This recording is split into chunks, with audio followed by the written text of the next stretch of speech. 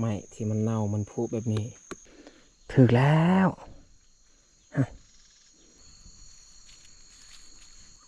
ขันซ้ายย่างเฮาไส้นี่ขาดมาแล้วมันกัดเลยแขมอยู่นี่ใหญ่ซ้ำกันกับโตมันถึกทำอิฐ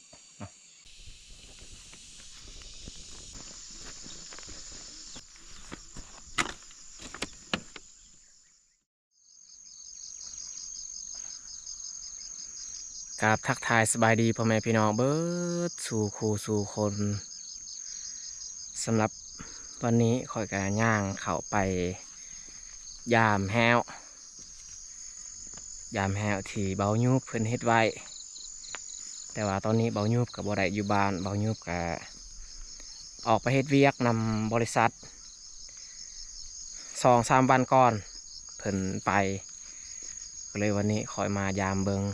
แล้วมาลุ้นน้ำกันว่าสัตว์ป่ามันสิถึกแหวหรือบ่บรรยากาศตอนเช้าวันนี้ก็มืดครึ้มทุกคนเบิ่งท้องฟ้ามืดครึ้มตอนนี้ก็ฝนห้ามค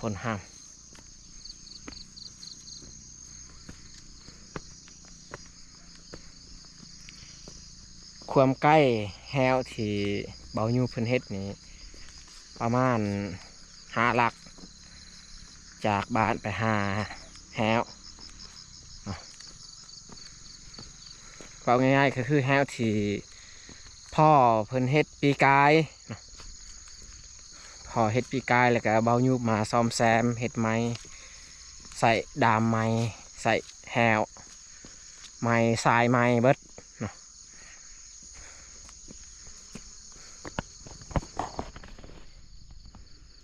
อันนี้ก็เขาให้ที่เขาเจ้าปลูกแบบว่าบ่ได้ปลูกหลาย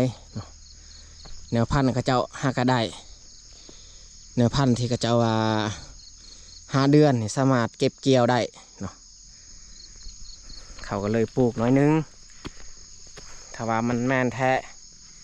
ปีต่อไปสิปลูกหลายกว่านี้อีกแล้วเฮาก็สิเอาในพันธุ์ลองมาปลูกปีหนึ่งได้เก็บกิน2 เทื่อ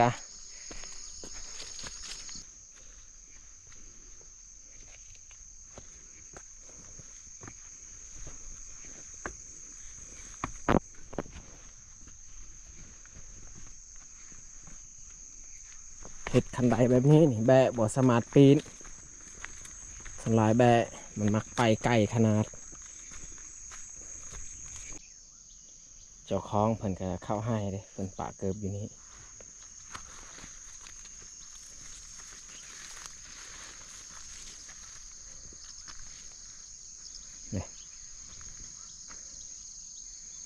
แนวพันธุ์5 เดือนได้เก็บได้เกี่ยวต้นกับแบบเดียวกับต้นข้าวของเฮาที่เฮาใส่เวลาเป็นปี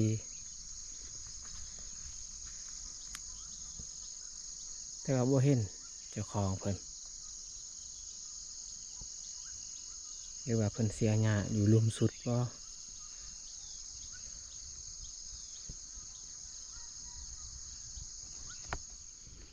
ว้าวทุกคนไข่ปลา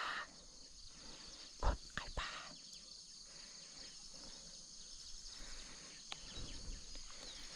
1 2 3 4 5โถไข่ปลา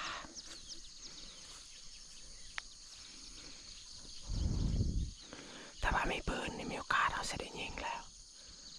แต่ว่าบ่มีปืนพดแล่นนะ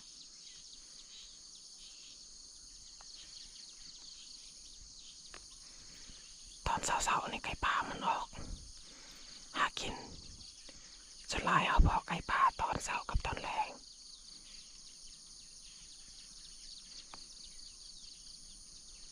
มันเน้นเอามันย่างเข้าป่าเลยทางที่กระเจ้าเห็ดไม้อยู่ลุมฮะอยู่เทิงนี่แม่นทางเก่า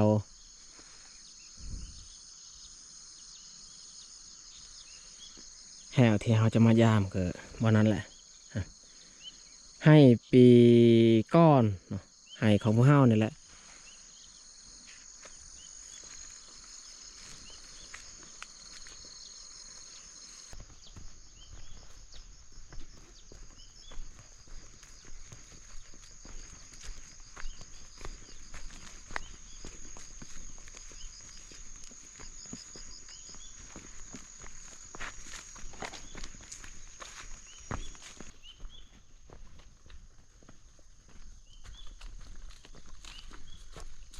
คอยพาเตื้อยไป5 นอคาบันกรทางอันนี้6 ขนาด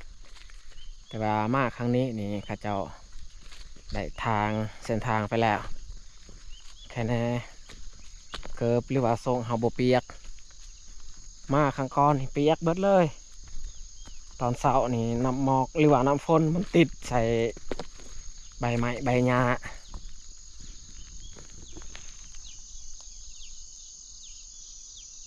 อันนี้ก็เขาให้คือกันเขาจะปลูกแนวพันธุ์ที่ใส่เวลา5 เดือนงามได้ต้นเขาต้นสาลีนี่กระตูบที่เพิ่นเฮ็ดไว้เวลายามแดดยามฝนเพิ่นก็มานั่งซนอยู่นี่แหละเวลาเพิ่นมาเฮ็ดเวียกอยู่นี่โดยที่ว่าบ่ได้เฮ็ดเที่ยง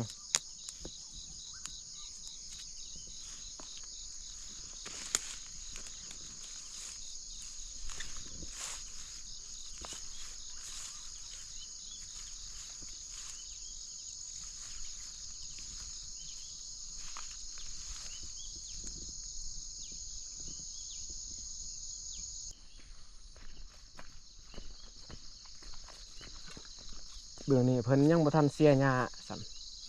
ค่อนข้างหกถ้าว่าเพิ่นได้เสียหญ้านี่เอาเบิ่งนี่งามตาแต่ว่าเขานี่งามเขียวดี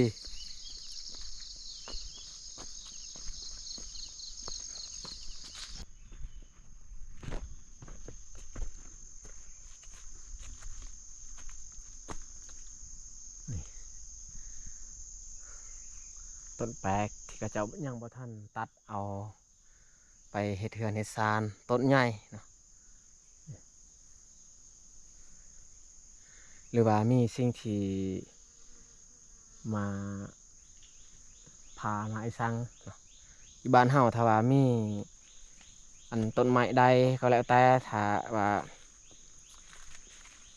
พามันได้ลงพาแล้วนี่ถึงว่ามันจะบ่ตายก็ตาม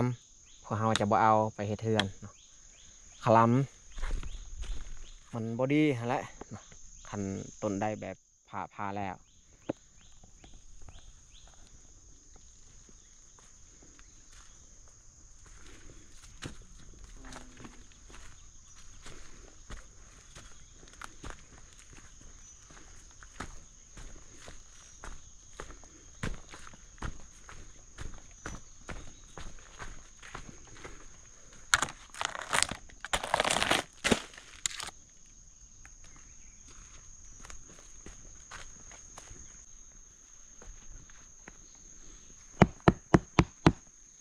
อันตรายได้ไม้ที่มันเน่ามันผุแบบนี้แห่งช่วงหน้าฝนนี่เอาเหยียบมีโอกาสเอาล้มเนื้อมันบ่ได้แข็งเลยฮะแต่ว่าบอนนี้ก็เป็นบอนทางที่เราปีนไป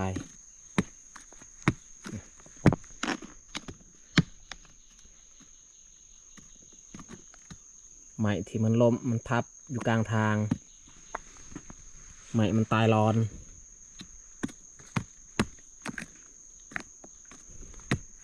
โดยที่ว่าคนเฮากับบ่ได้ตัดเนาะมันล้มเองมันหมดอายุมันก็ล้มตายคือกันทุกสิ่งทุกอย่างมันก็มีการ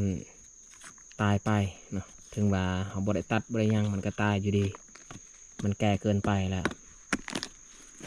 มันเปื่อยมันผุแล้ว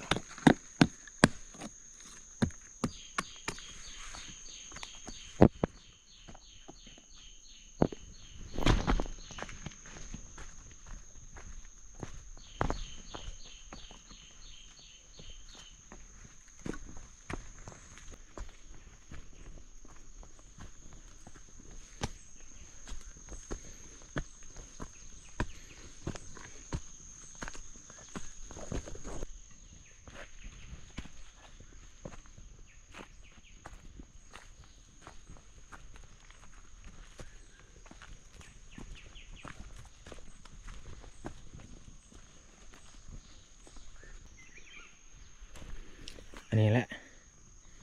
ทางที่เฮายางลงยามแห้ง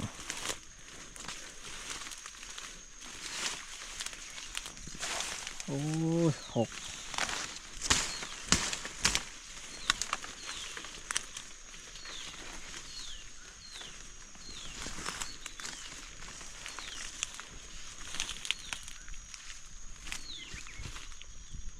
หลังทำอิฐ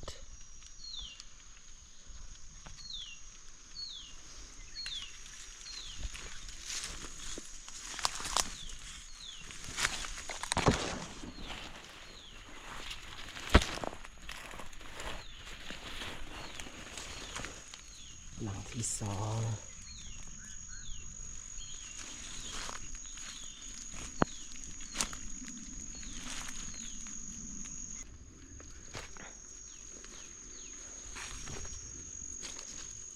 มันมืดนะเอายางลง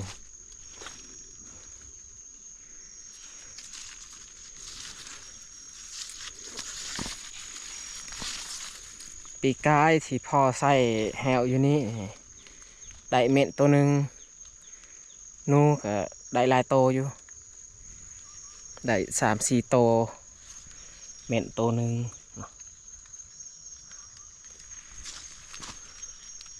หมอลุ้นปีนี้อีกเบาอยู่เพิ่นมาใส่ว่ามันสิมียังเอาได้ในเดือนต่อๆไปส่วนทรายที่คอยกับน้องแยกเฮ็ดหันปีนี้พอเราบริเฮ็ดเพราะว่ามันถือไฟไหม้ลามปลามันจะบนนี้มาเฮ็ด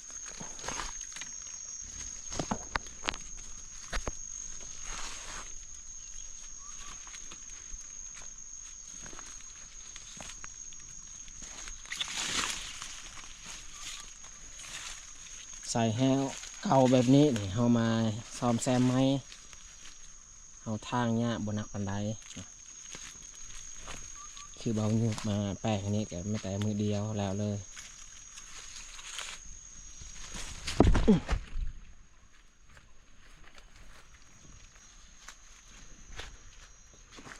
เอ้าตัวนี้ลัน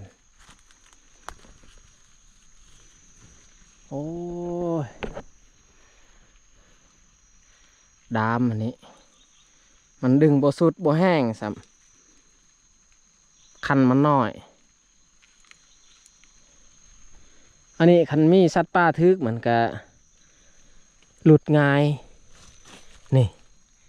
มาในลีนี่เห็นคนหนูแล้วโอ้ตายคนหนูมันติดนี่สงสัยหนูแล้วมันเข้าไปแต่ว่ามันหลุดคันมันบ่แห้งมันก็หลุด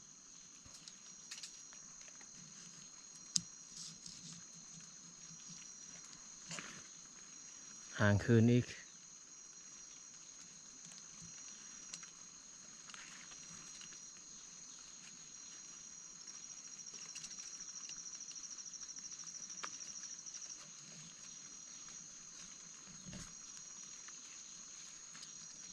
ว้าวทุกคน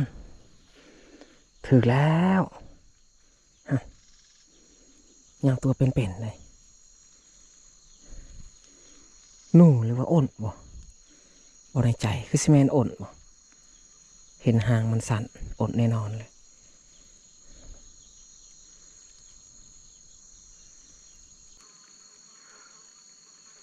ได้ตัวอ้นง่ายสุดทุกคนเลยโอ้มายามครั้งที่3เบาหยุบยาม2 ครั้งแล้วแต่ว่ายังบ่ทันได้ยังพอดีเฮามายามครั้งที่3ได้ตัวอ้นง่ายสุดเพราะว่าพื้นที่มีต้นแคมแบบนี้นี่อ้นมันมักอยู่ส่วนแฮวอันนี้นี่เฮาใส่บ่ได้แล้วบอลที่เพิ่นใส่อยู่นี่ใส่บ่ได้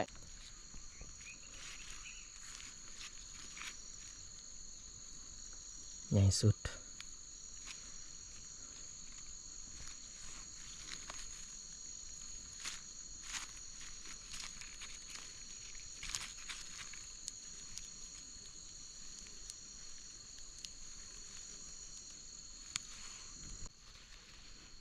นี้บอลที่เอาดักแหวไว้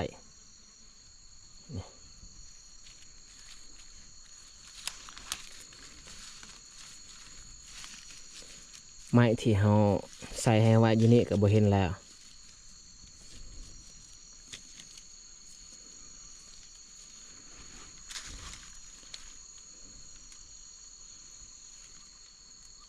เขาเลี้ยงรถจักรขันซ้ายย่างเขาใส่นี่ขาดมันได้กัดป่าไว้แล้วแบบนี้เพราะว่าไม้ตัวอยู่นี่บ่มีแล้ว มันกัดเบิดแล้ว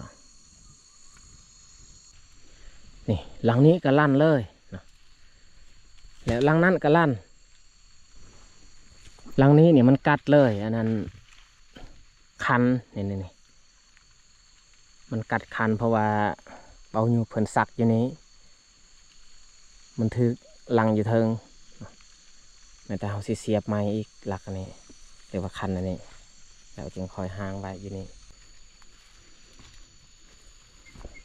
เอ้าหลังนี้ก็บ่เห็นนี่ขาดปุดสงสัยอ้นถึกแล้วทุกคนเลยนี่ใส่แหวโอ้แม่นี่ลีฮันอ้นถึกแล้วทุกคนเลยฮันมาแล้วตัวอ้น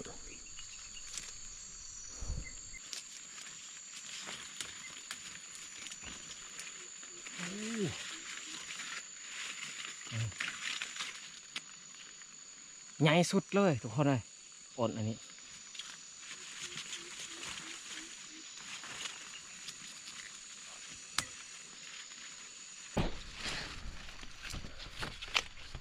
มันกัดเลยแขมอยู่นี่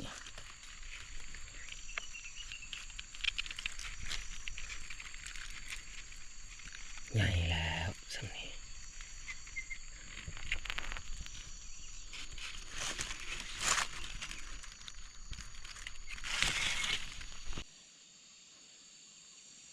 ใหญ่ซ้ำกันกับโต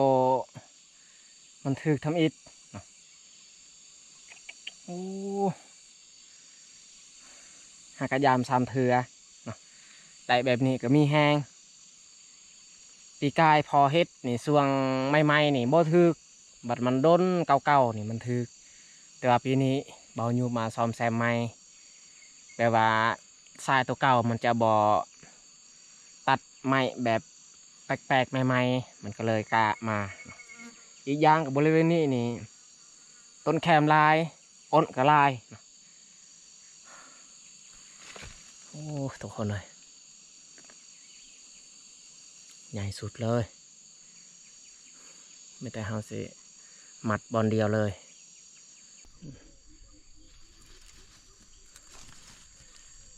คันว่าทรายย่างนี่ขาดปุ๊ดมันเห็ดเบิ้งบอลที่มันถือ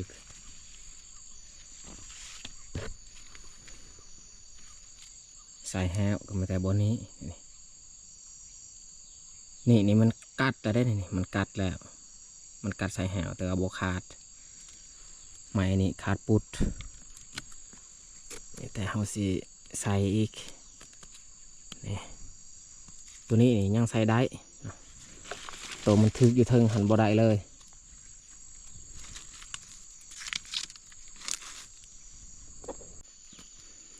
นี่แห้งแล้วทุกคนเลยหายเมื่อยเอาย่างมาได้อ่น2 โตดุนต่ออีกจากนี้ลงลุ่มนี่อาจจะบ่ได้ไอ้ยังดอกตามเขาเบิงบอลที่มันถือหันกระยอนว่ามีต้นแคมลายก็เลยตัวอ้นถือ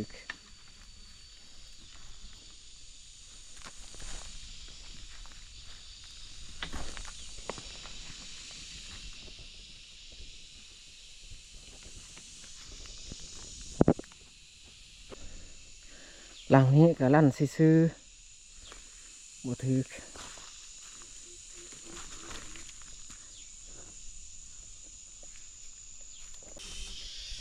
ตอนนี้คอยยามแห้วกับสุดแล้ว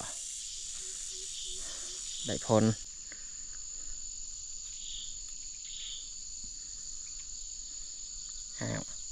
ยามครั้งนี้อดซองโตใหญ่หมดซองเลยบริเวณนี้ก็เป็นสวนสาลีของพวกเราสวนปีกาย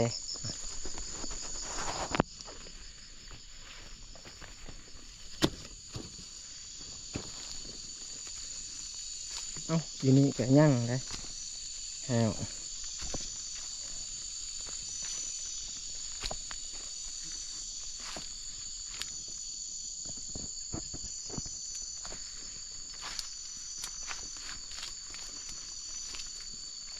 หลังนี่ลั่นซื่อๆบ่เห็นมีหยัง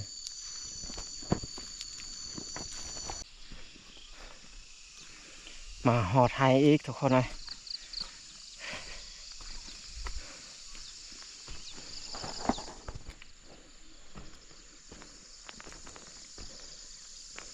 เสียงให้กระเจ้าอยู่ฮะเขาสิไปนั่งพักพรก่อน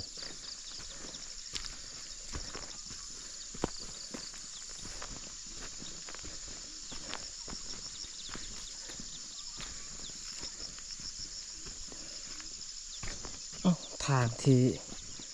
ลงจากทางใด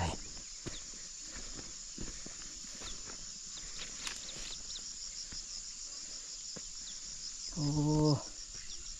เปียกเถียงเพิ่นเบื้องนี้เพิ่นมุ่งด้วยกระพากมันแต่เบื้องนี้เพิ่นใส่หยาค่ะ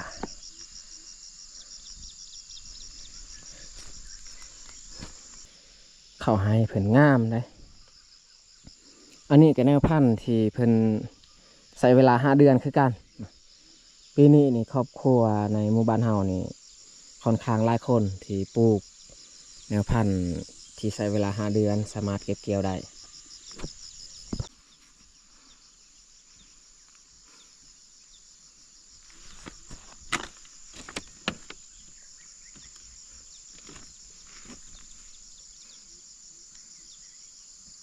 อากาศนี่บ่ได้แดดบ่ได้ร้อนแต่ว่าเฮาย่างไปย่างมาเนี่ยรู้สึกว่าร้อนอ้าว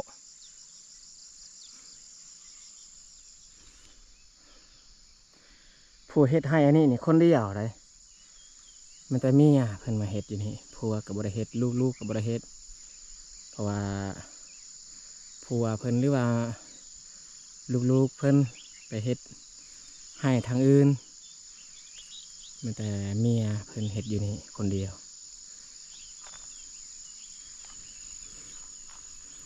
ย่างผ่านสวนมันเข้าเจ้า